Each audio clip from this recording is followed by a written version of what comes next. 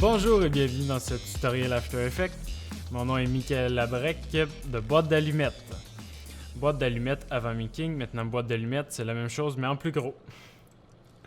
Aujourd'hui en fait, comment ça va se passer, c'est que l'idée c'est de faire un motion design vraiment de A à Z. En vous montrant toutes les étapes, ouvrir le projet, ouvrir ta timelapse, de A à Z. Dans un motion design assez simple, on va faire un titre. Ça va ressembler à ça. En fait, je vais vous montrer le résultat maintenant, que j'ai pas encore vu parce que je l'ai pas encore créé, mais moi je peux vous le montrer maintenant. Donc, c'est ça qu'on va faire aujourd'hui. Allons-y, allons-y. On va commencer par ouvrir une composition. Donc, on va en haut ici, dans la petite barre en haut, à côté de fichier édition, composition, nouvelle composition. Le standard à cette heure, on ouvre pas mal tout le temps les compositions en 1920-1080. On n'est pas rendu au 4K non plus. 4K on multiplie par 2. 23,9. Bah, c'est quand même assez standard. Il y a les standards TV des fois 30. 23, ça a de l'allure. On va se faire une session de 30 images par seconde. On garde l'arrière-plan noir. Ici, on peut changer la couleur si on pense avoir vraiment travaillé en blanc. Mais en noir, c'est plus efficace. Donc, on clique OK. La composition est ouverte. Donc, on a une nouvelle composition. Je vais supprimer la composition d'avant. Je vais retourner, cliquer sur la composition et je vais faire clic droit. Et je vais renommer ma composition Motion Design. Et voilà. Ensuite, je vais débuter ma session. Ici, on a notre écran pour travailler. C'est ici qu'on va voir tout ce qui se passe. Ici, j'ai la timeline. Où va s'empiler les calques. Le temps. Les calques. Temps. Calque. Donc, débutons. On va commencer par se faire un titre. Donc, j'ouvre un titre. On va appeler ça Super Cool. Ok, non, c'est beau. Oubliez ça. On va pas mettre Super Cool. On va mettre Motion Design. On va aller chercher une autre typo. Parce que celle-là, c'est pas la baisse. Si vous ne trouvez pas votre fenêtre pour les typographies dans votre montage, dans votre session, vous allez dans Fenêtre, vous cherchez la fenêtre que vous voulez. Ici, on cherche Caractère. Boum. Elle nous apparaît. Là, on peut scroller. Ah, tiens, déjà une pas pire. Pour trouver une fonte qui a de l'allure. Ça a du sens. On va regrandir la police. On va prendre notre texte et on va chercher le panneau aligné. Même chose, si vous ne le trouvez pas, vous allez dans Fenêtre. Fenêtre, ici. Et vous cherchez Aligné. Aligné, ce que ça fait, regardez, alignement central horizontal, je clique. Ça vient d'aligner mon titre dans le centre. Même chose ici. Et voilà, merveilleux. Ensuite, ce que je vais faire, c'est précomposer mon titre. Ce que je viens de faire, c'est CTRL majuscule C pour précomposer. Donc, Motion Design, composition 1, bien parfait. Et maintenant, j'ai mon titre dans une précomposition. Ce que ça fait de précomposer mon titre, ça fait en sorte que je peux venir changer. Je peux venir changer quand je veux, quand j'en ai le désir. Je peux écrire René. Ça ne changera pas ici.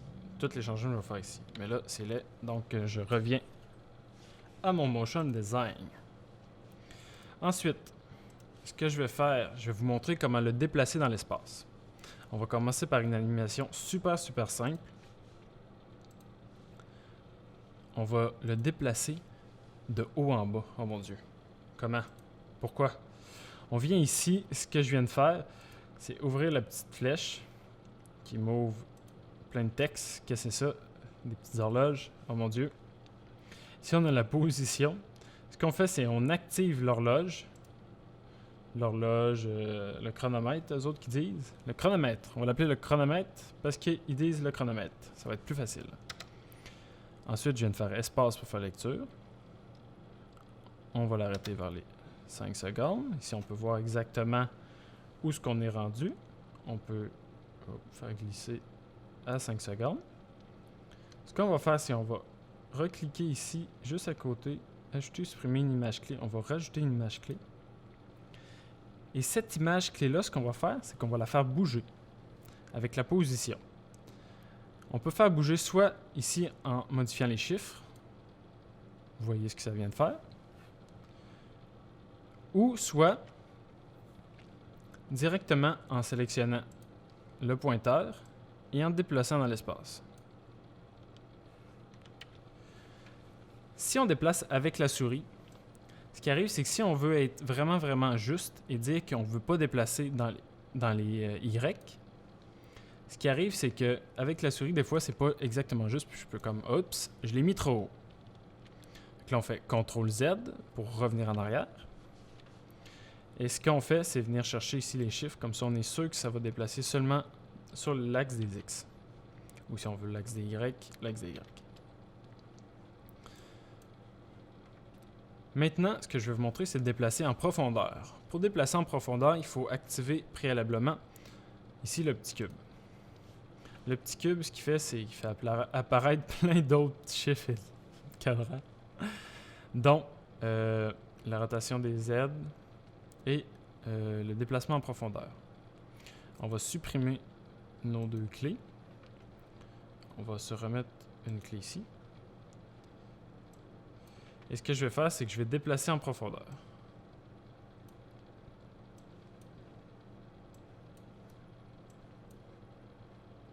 Et là, mon titre, ce qu'il va faire, si je fais play, il va s'éloigner lentement et disparaître dans les sombres. Ah, ben oui, ce qu'on pourrait faire, ici, on va aller cliquer sur le chronomètre de l'opacité. Ça nous fait une clé. On va retourner à 5 secondes. On va prendre le chiffre, sélectionner. On va baisser ça à 0%. Et maintenant, ce que ça va faire, c'est exactement ce que je venais de dire, c'est que ça va disparaître dans les profondeurs des ténèbres. Le motion design qui disparaît dans l'ombre. La vitesse réelle. Si on voit que la vitesse n'est pas super rapide, on sélectionne les clés. On les rapproche l'une des autres. Ça va nous faire un mouvement plus rapide. Autre chose que je vais vous montrer, c'est le flou de mouvement. C'est seulement d'activer le flou de mouvement. C'est plus simple que ça. Et là, ce qu'il va faire en fait, c'est automatiquement créer du flou par rapport au déplacement dans l'espace. Pour vous illustrer plus facilement, je vais désélectionner le flou de mouvement. Ce que je vais faire, c'est que je vais commencer à gauche. Mon motion design. On va le tasser assez loin. N'ayez pas peur de sortir les textes des écrans. C'est fait pour ça. Il ne disparaîtra pas à l'infini. Ensuite, ce que je vais faire, c'est que je vais avancer dans le temps, ici. Je vais resélectionner mon axe des X et le déplacer jusqu'ici. Un petit peu plus loin, un petit peu plus loin. Là, je vais vous laisser regarder ce que ça donne. Vous voyez, on dirait que le mouvement est un peu saccadé. Je vais vous le repasser. Maintenant, je vais activer le motion. Ici. Mais c'est vrai, en fait, excusez-moi. Il faut l'activer ici, mais il ne faut pas oublier de l'activer en haut, dans la barre. Ou sinon, ça ne fera rien. Et c'est parti.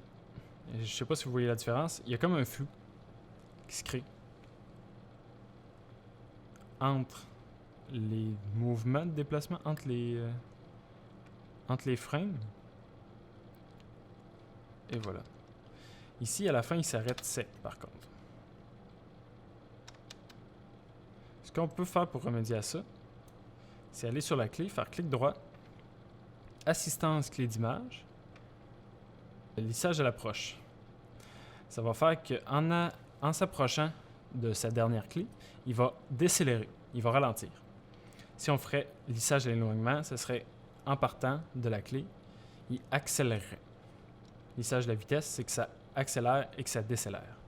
Donc si on a besoin de lissage à l'approche, quand il s'en vient, il ralentit. Vous avez pu voir à la fin que le flou de mouvement était moindre en moindre, mais c'est exactement l'effet qu'on voulait. Motion design.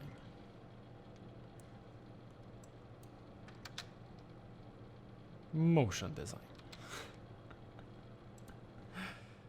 D'autres choses intéressantes à savoir, ici on va prendre la composition, on va faire CTRL-C, CTRL-V, prendre la deuxième, on va aller chercher le point d'ancrage. A. Appuyez sur A et vous verrez le point d'ancrage apparaître.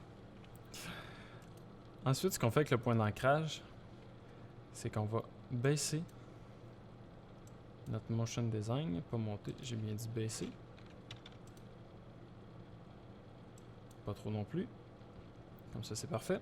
Ensuite, on va aller chercher la rotation. L'axe des X. On va y faire une rotation de 180 degrés. Ah, c'est ça ici. Il aurait fallu que je fasse la rotation avant. Mais c'est pas grave. On va aller chercher 700. Maintenant, il est en dessous. Ce que ça fait, le point d'ancrage, c'est que ça garde le même chemin avec la position, mais ça déplace notre calque quand même dans l'espace. Comme vous voyez, ça a gardé le même chemin, les mêmes positions.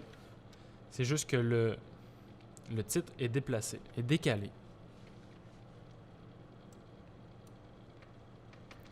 Ce qui est intéressant, pourquoi je fais faire ça, c'est qu'ici, le deuxième motion design, ce qu'on va faire, on va aller chercher l'outil masque. On va sélectionner notre deuxième calque, composition. On va couper la deuxième composition. On va rouvrir le masque. Pour ouvrir masque, il faut appuyer 2 fois sur M rapidement pour tout ouvrir. Une fois pour juste ouvrir le menu simple. Hop, hop, hop. En tout cas, vous le saurez. Ensuite, ce que je vais faire, c'est appuyer sur le contour du masque progressif et je vais l'augmenter pour créer un dégradé. Je vais baisser un peu ici l'expansion, remettre un peu le contour progressif, jusqu'au temps que ça nous donne un reflet, comme s'il y avait un reflet sur le plancher. Et voilà. Sérieux, c'est merveilleux. Et comme je vous l'ai dit, parce qu'on l'a mis dans une composition, ensuite on peut retourner dans la composition, comme je disais tantôt, changer le titre, revenir ensuite dans notre première comp, et tout est resté pareil, toutes les modifications qu'on a faites sont les mêmes. Ensuite, pour finir, je vais vous montrer comment l'exporter. Donc, ce que je fais, c'est que je m'en vais chercher la petite barre ici en haut. On va rapprocher de où ce qu'on veut exporter. Donc, la section qui va être sélectionnée par cette barre-là, c'est la section qui va être exportée. Donc, moi, je vais exporter 3 secondes.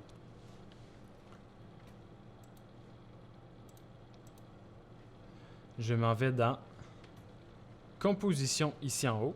Je fais Composition. Je descends jusqu'à Pré-rendu.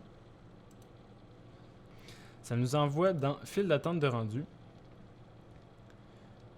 Ici, dans Personnaliser, on nous donne le choix d'aller modifier le format sur lequel on veut exporter. Préférablement, moi je préfère exporter en AVI parce que ça nous enlève quasiment pas de perte de qualité. On perd quasiment pas de qualité. Puis Puis la plupart du temps, quand on exporte avec After Effects, c'est pour remettre dans un montage et réexporter ensuite. Donc, ce que j'ai fait, je l'ai gardé en AVI. En fait, je l'ai mis en AVI. J'ai mis 100 parce que à la base, d'habitude, il est importé et remplacé l'utilisation. Ce qu'il faut faire, c'est le changer pour 100 parce que ce que ça fait, c'est que ça va changer votre montage, ce que vous avez fait, par l'exportation. Mais c'est pas ça qu'on veut, mais vraiment pas. Si vous auriez eu de la musique dans votre montage, il aurait fallu sélectionner sortie audio ici en bas pour exporter la musique en même temps. Mais c'est pas nécessaire ici. Option de format, si on peut l'ouvrir, ici on voit que le codec non, pas besoin, ça va être super qualité et super lourd bien sûr. On clique OK. Ici on peut changer le titre qu'on veut mettre. Moi ça me va, motiondesign.vi. On fait un rendu.